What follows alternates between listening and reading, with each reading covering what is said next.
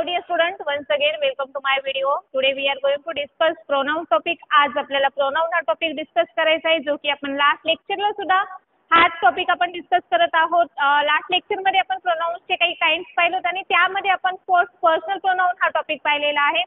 Personal pronoun वरती कशा पद्धतीचे क्वेश्चन्स विचारले जातात ते एक्झाम्पल्स द्वारे आपण पाहिलेले आहेत. एरर्स वरती तुम्हाला कशा पद्धतीचे क्वेश्चन्स विचारले जातात ते देखील आपण डिस्कस केलेले आहेत आणि पर्सनल प्रोनाउन्स वरतीच मी सांगितल्याप्रमाणे मॅक्झिमम क्वेश्चन्स तुम्हाला पर्सनल प्रोनाउन्स वरती विचारले जातात आणि त्याचे आपण रूल्स नुसार आपण एक्झाम्पल्स देखील डिस्कस केलेले आहात. ठीक आहे. टोटल 9 काइंड्स ऑफ प्रोनाउन्स हे आपल्या सगळ्यांनाच माहिती आहे. टोटल 9 काइंड्स आहेत प्रोनाउन्सचे. त्यामध्ये पर्सनल प्रोनाउन्स वरती जास्त क्वेश्चन्स विचारले जातात. सेकंड जो टाइप आहे तो आपल्याला आजच्या लेक्चरमध्ये डिस्कस करायचा आहे आणि तो आहे डेमॉन्स्ट्रेटिव्ह प्रोनाउन्स. डेमॉन्स्ट्रेटिव्ह प्रोनाउन्स झाल्यानंतर परत इंट्रोगेटिव्ह प्रोनाउन आणि नंतर रिलेटिव्ह प्रोनाउन्स. ठीक आहे. आजच्या लेक्चरमध्ये आपण हे 3 प्रोनाउन्स डिस्कस करणार आहोत. डेमॉन्स्ट्रेटिव्ह प्रोनाउन्स जे आहे त्याची फॅमिली जर पाहायला गेली तर दिस, दॅट, दीज, दोज. डेमॉन्स्ट्रेटिव्ह प्रोनाउन्सलाच आपण दर्शक सर्वनाम असं म्हणतो. हे आपल्याला माहितीच असेल. तर दूरची किंवा जवळची जे काही थिंग्स आहे ते जर आपल्याला शो करायचं असेल तर त्यावेळेस डेमॉन्स्ट्रेटिव्ह प्रोनाउन्सचा यूज केला जातो. जसं की for example this is my house. या ठिकाणी दिस हे जे आहे ते डेमॉन्स्ट्रेटिव्ह प्रोनाउन्स आहेत. त्याचबरोबर दिस नंतर दॅट दूरची वस्तू शो करायची असेल तर दॅटचा यूज करावा लागतो. त्याचबरोबर दीज आणि दोज. जर दीज हे आपल्याला माहितीच आहे दीजचा प्लुरल फॉर्म आहे आणि दोज हे दॅटचा प्लुरल फॉर्म आहे. त्याचसोबत सच हे सुद्धा डेमॉन्स्ट्रेटिव्ह प्रोनाउन्स आहे. डेमॉन्स्ट्रेटिव्ह प्रोनाउन्सची जर फॅमिली पाहायला गेली तर दिस, दॅट, दीज, दोज आणि सच हे काय आहेत डेमॉन्स्ट्रेटिव्ह प्रोनाउन्स. जे की थिंग्स शो करायची असेल तर यावेळेस आपल्याला या डेमॉन्स्ट्रेटिव्ह प्रोनाउन्सचा यूज करावा लागतो. आणि डेमॉन्स्ट्रेटिव्ह ॲडजेक्टिव्ह देखील हेच आहेत. परंतु डेमॉन्स्ट्रेटिव्ह ॲडजेक्टिव्ह आणि डेमॉन्स्ट्रेटिव्ह प्रोनाउन्स यामध्ये खूप सारा फरक आहे. डेमॉन्स्ट्रेटिव्ह ॲडजेक्टिव्ह जे आहे त्यांचा यूज हा नाऊन सोबत केला जातो आणि डेमॉन्स्ट्रेटिव्ह प्रोनाउन्स जे आहे त्यांचा यूज नाऊन सोबत केला जात नाही. हा डिफरन्स आपल्याला लक्षात घ्यायचा आहे कारण की तुम्हाला त्यावरती सुद्धा एररसाठी क्वेश्चन विचारला जाऊ शकतो. दिलेल्या सेंटेन्समध्ये दिस असेल, दॅट असेल, दीज असेल, दोज असेल, परंतु त्या ठिकाणी डेमॉन्स्ट्रेटिव्ह ॲडजेक्टिव्ह आणि डेमॉन्स्ट्रेटिव्ह प्रोनाउन्स आपल्याला थोडंसं कन्फ्युजन होऊ शकतं. तर त्यावेळेस डेमॉन्स्ट्रेटिव्ह ॲडजेक्टिव्ह देखील हेच आहेत परंतु डेमॉन्स्ट्रेटिव्ह ॲडजेक्टिव्हचा यूज हा नाऊन सोबत केला जातो आणि डेमॉन्स्ट्रेटिव्ह प्रोनाउन्सचा यूज हा सिंगल केला जातो. हे लक्षात ठेवायचे. फक्त तर डेमॉन्स्ट्रेटिव्ह प्रोनाउन्सची फॅमिली आपल्याला लक्षातच आली असेल काय की कोणकोणते आहेत की this, that, these, those. Demonstrative pronouns कुठले आहेत? This, that, these, those. Okay. दिसचा यूज हे जवळची वस्तू शो करण्यासाठी केला जातो. दॅटचा यूज हा दूरची वस्तू शो करण्यासाठी केला जातो. दिसचा यूज हा दिसचा प्लुरल फॉर्म म्हणून म्हणजे जवळ खूप सारे असे थिंग्स असतील तर त्यासाठी यूज केला जातो आणि दोज हे दॅटचा प्लुरल फॉर्म म्हणून दोजचा यूज केला जातो. हे आहे डेमॉन्स्ट्रेटिव्ह प्रोनाउन्सची फॅमिली आणि हेच फॅमिली डेमॉन्स्ट्रेटिव्ह ॲडजेक्टिव्ह देखील आहे. परंतु डिफरन्स काय आहे की डेमॉन्स्ट्रेटिव्ह ॲडजेक्टिव्हचा यूज हा केव्हाही नाऊन सोबत होतो आणि डेमॉन्स्ट्रेटिव्ह प्रोनाउन्सचा यूज हा केव्हाही सिंगल होतो. जसं की for example have you seen this.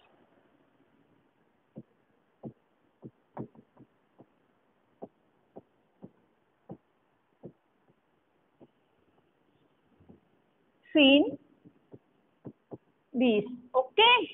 या ठिकाणी हे जे यूज केलेलं आहे दिसचा जो यूज आहे तर या ठिकाणी हे डेमॉन्स्ट्रेटिव्ह प्रोनाउन आहे. हे आपल्या लक्षात आलंच असेल. हॅव यू सीन दिस या ठिकाणी दिसचा यूज नाऊन सोबत केलेला नाहीये त्यामुळे ते काय असेल डेमॉन्स्ट्रेटिव्ह प्रोनाउन्स असेल. सेकंड एक्झाम्पल बघूयात आपण.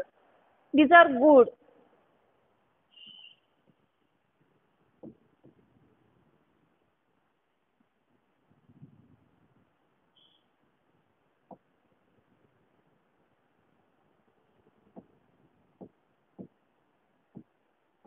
These are good. Okay.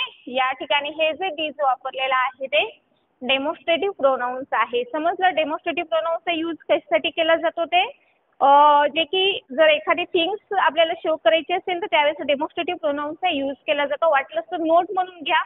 Demonstrative pronoun use by single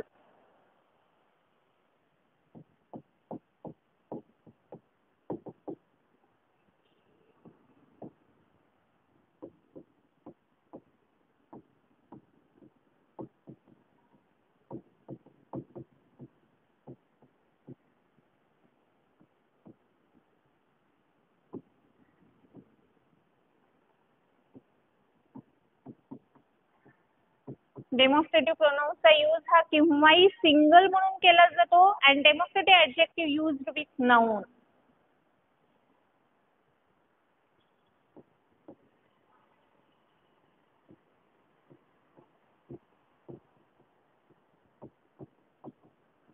adjectives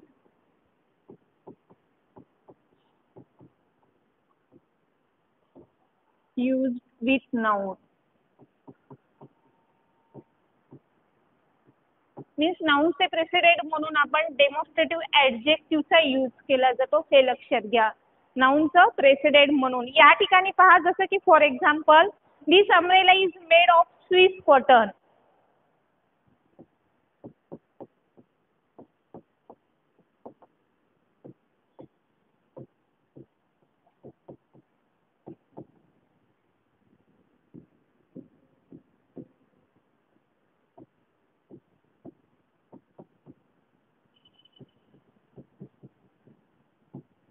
okay, दिलेल्या एक्झाम्पल मध्ये हे दिस यूज केलेलं आहे. तर या ठिकाणी तुम्हाला दिलेल्या सेंटेन्स मध्ये एरर दिला जातो, त्यावेळेस तुम्हाला काय दिलं जातं की अशा पद्धतीचं एक्झाम्पल दिलं जातं. तर या ठिकाणी तो डेमॉन्स्ट्रेटिव्ह प्रोनाउन्स असणारच नाही, कारण की या ठिकाणी नोट मध्ये आपण पाहिलं demonstrative pronouns used by single. Demonstrative प्रोनाउन्सचा यूज हा सिंगल होतो आणि डेमॉन्स्ट्रेटिव्ह ॲडजेक्टिव्हचा यूज विथ नाऊन, त्याचा यूज हा नाऊन सोबत केला जातो. अम्ब्रेला हे काय आहे, नाऊन आहे, तर त्याच्यासोबत केव्हाही प्रिसिडेंट म्हणून जे यूज केलं जातं ते काय असतं, डेमॉन्स्ट्रेटिव्ह ॲडजेक्टिव्ह. हे लक्षात घ्या. या ठिकाणी हे जे एक्झाम्पल आहे ते डेमॉन्स्ट्रेटिव्ह ॲडजेक्टिव्हचं आहे आणि वरती दिलेले जे एक्झाम्पल्स आहेत ते डेमॉन्स्ट्रेटिव्ह प्रोनाउन्सचे आहेत. या दोन्हीमधील आपल्याला डिफरन्स नक्कीच लक्षात आला असेल. लक्षात ठेवायचं डेमॉन्स्ट्रेटिव्ह ॲडजेक्टिव्ह आणि डेमॉन्स्ट्रेटिव्ह प्रोनाउन्समध्ये काय फरक आहे ते. Demonstrative pronouns used by single, demonstrative प्रोनाउन्सचा यूज केव्हाही सिंगल म्हणून केला जातो आणि डेमॉन्स्ट्रेटिव्ह ॲडजेक्टिव्हचा यूज हा नाऊन सोबत केला जातो, जसं की ते अम्ब्रेला आहे. अशा पद्धतीचे या दोन्हीमधील डिफरन्स आपल्याला लक्षात येणं खूप महत्त्वाचं आहे. डेमॉन्स्ट्रेटिव्ह प्रोनाउन्सचे नक्कीच तुम्हाला जे आहे फॅमिली ती लक्षात आली असेल, दिस, दॅट, डीज, दोज. यावरती एरर्सवरती तुम्हाला जास्त असं काही विचारलं जाणार नाहीये, तर एवढंच तुम्हाला फक्त दिस, दॅट, डीज, दोज यावरती जर क्वेश्चन कसा विचारला जाईल तर या ठिकाणी अशा पद्धतीचं एक्झाम्पल दिलं जाईल आणि तुम्हाला तिथे ऑप्शनमध्ये डेमॉन्स्ट्रेटिव्ह प्रोनाउन्स, डेमॉन्स्ट्रेटिव्ह ॲडजेक्टिव्ह या ठिकाणी दिलं जाईल. तर त्यावेळेस तुम्हाला काय करायचं की करेक्ट हे दिलेल्या सेंटेन्समधील जे नाऊन सोबत दिसतं यूज केलेलं आहे म्हणजे डेमॉन्स्ट्रेटिव्ह ॲडजेक्टिव्ह आहे. जर नाऊन सोबत यूज झाला नसेल तर त्यावेळेस डेमॉन्स्ट्रेटिव्ह प्रोनाउन असतं, हे लक्षात ठेवायचं. ओके, नेक्स्ट बघूयात आता आपण.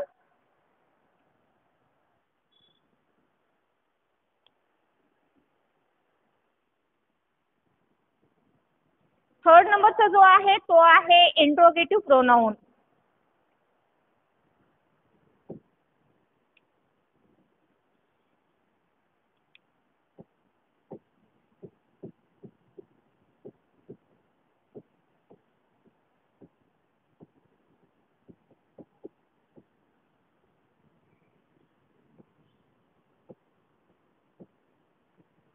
Interrogative pronoun. आता या ठिकाणी इंट्रोगेटिव्ह प्रोनाउन्स आणि रिलेटिव्ह प्रोनाउन्स जे आहेत ते ॲज इट सेम आहेत, परंतु त्याचा यूज जो आहे तो यूज वेगळ्या पद्धतीचा केला जातो. इंट्रोगेटिव्ह प्रोनाउन्सचा यूज हा क्वेश्चन विचारण्यासाठी केला जातो आणि इंट्रोगेटिव्ह जे प्रोनाउन्स आहेत ते कुठले आहेत, हू, हुम, हुज, विच आणि व्हॉट. हे जे आहे ते इंट्रोगेटिव्ह प्रोनाउन्स आहेत. रिलेटिव्ह प्रोनाउन्स सुद्धा तेच आहेत, हू असेल, हुम असेल, हुज असेल, व्हॉट असेल आणि विच असेल. इंट्रोगेटिव्ह प्रोनाउन्स आणि रिलेटिव्ह प्रोनाउन्स हे सेम आहेत, फक्त रिलेटिव्ह प्रोनाउन्स मध्ये दॅट हे ऍड केलं जातं. तर या ठिकाणी इंट्रोगेटिव्ह प्रोनाउन्स आणि जर आपण या ठिकाणी रिलेटिव्ह प्रोनाउन्स असं जरी लिहिला तरी चालतं, कारण की दोन्ही प्रोनाउन्स सेम आहेत. परंतु इंट्रोगेटिव्ह प्रोनाउन्सचा यूज हा क्वेश्चन विचारण्यासाठी केला जातो आणि त्याचा मिनिंग देखील वेगळा असतो आणि रिलेटिव्ह प्रोनाउन्सचा यूज हा टू क्लॉजेस जॉईन करण्यासाठी केला जातो. ठीक आहे. इंट्रोगेटिव्ह प्रोनाउन्सचा यूज हा क्वेश्चन विचारण्यासाठी केला जातो आणि रिलेटिव्ह प्रोनाउन्सचा यूज हा टू क्लॉजेस जॉईन करण्यासाठी केला जातो. जरी इंट्रोगेटिव्ह प्रोनाउन्स आणि रिलेटिव्ह प्रोनाउन्स जरी सेम असले तरी त्याचा यूज हा वेगळ्या पद्धतीचा आहे. तर आपण फर्स्टली इंट्रोगेटिव्ह प्रोनाउन्सचा यूज पाहूयात आपण. Interrogative pronouns is use to ask question. Interrogative प्रोनाउन्सचा यूज हा कशासाठी केला जातो? Ask question. Interrogative pronouns to use ask question.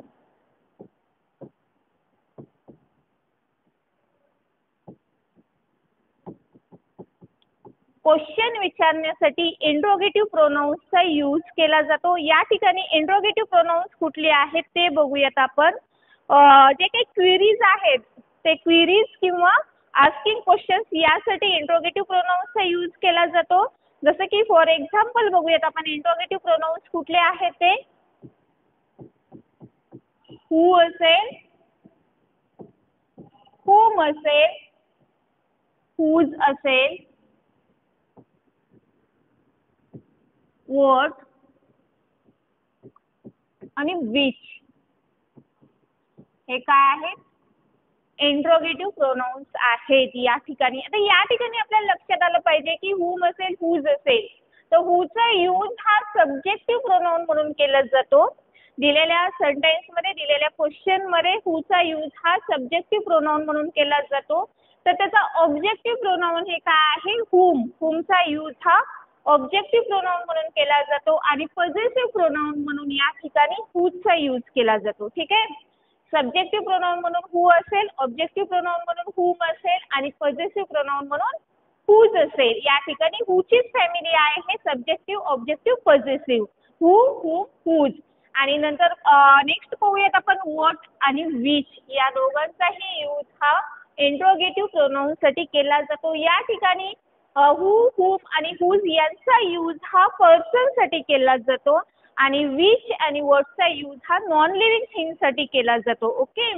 या ठिकाणी जसं की पाहूयात आपण who, whom आणि which, what हे जे आहे ते काय आहेत? सफिक्स. त्याला जर आपण एवर लावलो, सफिक्स एवर लावलो या ठिकाणी, जसं की whoever, whomever, whosever, ठीक आहे, whatever हे जे आहे, जर आपण हे सफिक्स यूज केलं तर त्यावेळेस देखील हे काय होईल?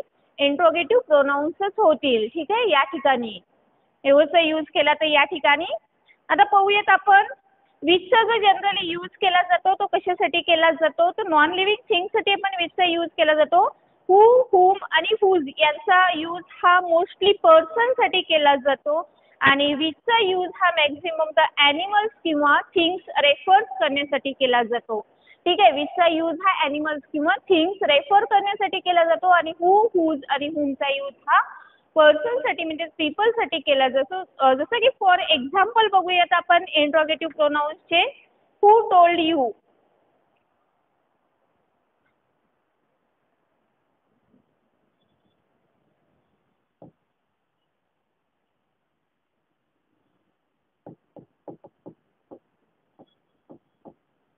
who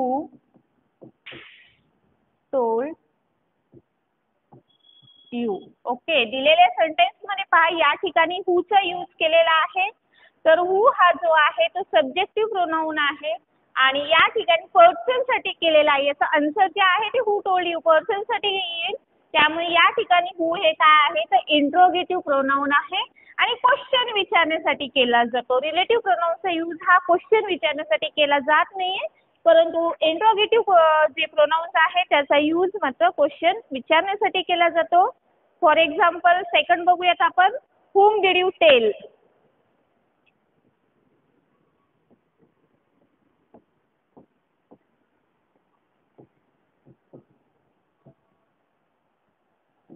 या ठिकाणी whomचा यूज जो केलेला आहे तो ऑब्जेक्टिव्ह प्रोनाउन म्हणून केलेला आहे. whoचं ऑब्जेक्टिव्ह प्रोनाउन whom आहे. या ठिकाणी हा सुद्धा इंट्रोगेटिव्ह प्रोनाउन्सच असेल. सेकंड एक्झाम्पल बघूयात आपण. whose, कोण, कोणाला आणि कोणाचे असं आपण म्हणू शकतो. त्या ठिकाणी whose is this.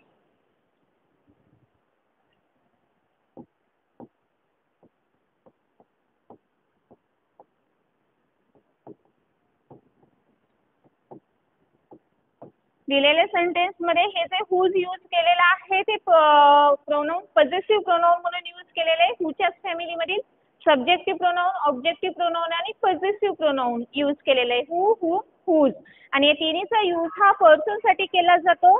नंतर पाहूयात आपण which is your.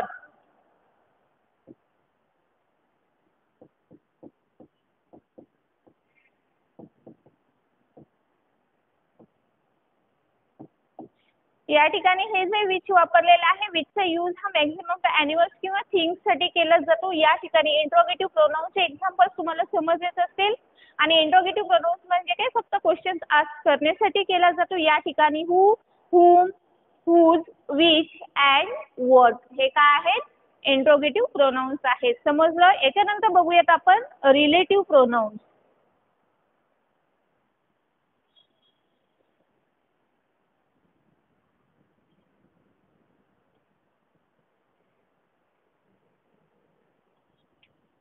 नेक्स्ट 4 नंबरचा आहे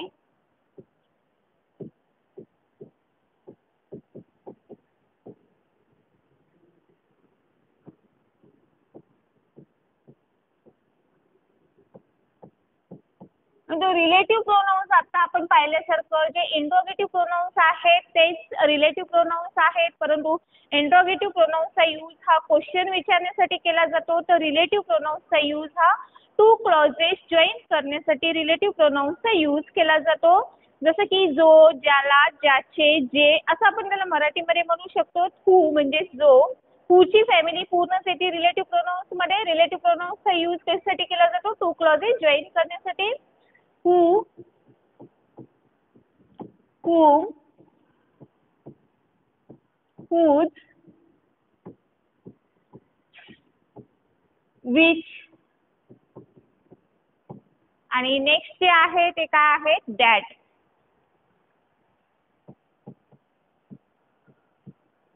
हे काय आहेत, रिलेटिव्ह प्रोनाउन्स. आणि रिलेटिव्ह प्रोनाउन्सचा यूज हा कशासाठी केला जातो, हू, हुम, हुज आणि दॅट हे जे आहे त्याचा यूज हा रिलेटिव्ह क्लॉज असं सुद्धा म्हणलं जातं त्याला, कारण की टू क्लॉजेस जॉईन करण्यासाठी रिलेटिव्ह प्रोनाउन्सचा यूज केला जातो.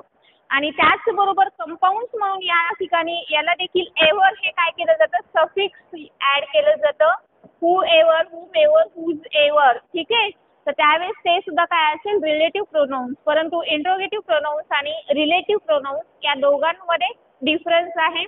इंट्रोगेटिव्ह प्रोनाउन्सचा यूज क्वेश्चन विचारण्यासाठी केला जातो आणि रिलेटिव्ह प्रोनाउन्सचा यूज हा टू क्लॉजेस जॉईन करण्यासाठी, त्याला रिलेटिव्ह क्लॉज असं देखील म्हटलं जातं. टू क्लॉजेस जॉईन करण्यासाठी या प्रोनाउन्सचा यूज केला जातो. जसे की for example, the woman who is wearing red sari.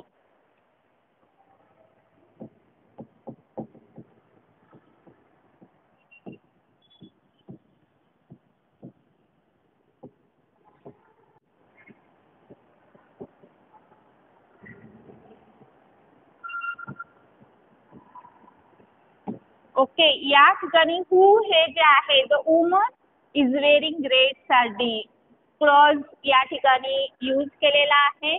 आणि क्लॉज जॉईन करण्यासाठी रिलेटिव्ह क्लॉजचा यूज केलेला आहे, त्यालाच रिलेटिव्ह प्रोनाउन्स असं म्हणतो. हूचा यूज वुमनसाठी केलेला आहे, the woman who is wearing red sarees या ठिकाणी. समजलं. म्हणजे क्वेश्चनसाठी केला जात नाही, तर टू क्लॉजेस जॉईन करण्यासाठी ज्या प्रोनाउन्सचा यूज केला जातो त्याला आपण रिलेटिव्ह प्रोनाउन्स असं म्हटलं जातं. नेक्स्ट एक्झाम्पल बघूयात आपण. The door which is dark blue is very tight.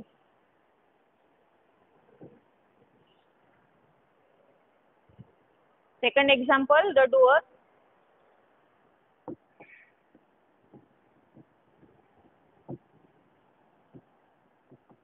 which is very dark.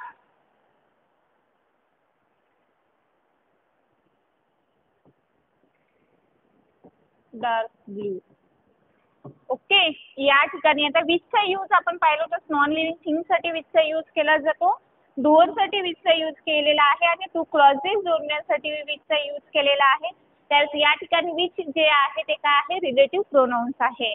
तर अशा पद्धतीने तुम्हाला आज जे आपण पॉईंट डिस्कस केलेले आहेत, डेमॉन्स्ट्रेटिव्ह प्रोनाउन्स, इंट्रोगेटिव्ह प्रोनाउन्स आणि रिलेटिव्ह प्रोनाउन्स, हे तिन्ही पॉईंट्स लक्षात आलेच असतील तुम्हाला. यावरती मॅक्झिमम असे काही एरर्सवरती क्वेश्चन विचारले जात नाही. जरी विचारला गेला तर आपल्याला नक्कीच लक्षात आलं पाहिजे इंट्रोगेटिव्ह प्रोनाउन्स कुठले आहेत, रिलेटिव्ह प्रोनाउन्स कुठले आहेत. फर्स्टली आपण पाहिलेलं आहे की डेमॉन्स्ट्रेटिव्ह प्रोनाउन्स आणि डेमॉन्स्ट्रेटिव्ह ॲडजेक्टिव्ह या दोन्हीमधला डिफरन्स बघितलं, ते एक्झाम्पल थ्रूद्वारे आपण समजून देखील घेतलेला आहे. आणि नंतर पाहिलं तर आपण इंट्रोगेटिव्ह प्रोनाउन्स आणि रिलेटिव्ह प्रोनाउन्स या दोघांमधील देखील आपण फरक पाहिलेला आहे. एक्झाम्पल थ्रूद्वारे आपण पाहिलेला आहे इंट्रोगेटिव्ह प्रोनाउन्सचा यूज कशासाठी केला जातो, आणि रिलेटिव्ह प्रोनाऊन्सचा यूज त्यासाठी केलेला जातो हे देखील आपण डिस्कस केलेलं आहे. तर राहिलेले जे काही प्रोनाऊन्स आहेत ते आपण नेक्स्ट लेक्चरमध्ये डिस्कस करणार आहोत. Okay, bye all of you.